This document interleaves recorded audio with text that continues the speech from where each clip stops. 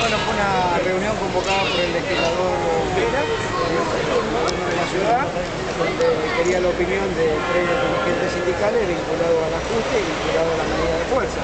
Creo que ha sido clara el posicionamiento en el caso de los tres, que coincidimos en la necesidad de confrontar con este modelo económico, político y social que está afectando los derechos de los trabajadores, y esa confrontación en principio se da después de la marcha impresionante que hubo en estos días, tanto la docente como la CGT, a través de una medida de fuerza nacional que va a ser el paro del día 6.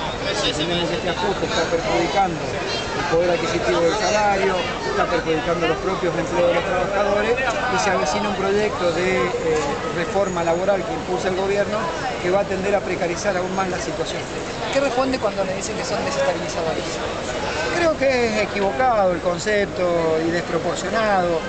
Que los trabajadores protesten cuando la cosa le va mal es una reacción ante una acción. La acción la provoca el Poder Ejecutivo y las reacciones de los trabajadores. Y el gobierno tampoco puede estigmatizar que cuando el movimiento obrero lo acompaña en la mesa de diálogo parece ser que son buenos, y cuando no lo acompaña somos desestabilizadores. Cuando la oposición lo acompaña a sacar leyes son buenos, cuando elevan proyectos de impuesto a la ganancia son desestabilizadores. Me parece que en todo caso esa bipolaridad del gobierno debería corregirla. Muchas gracias.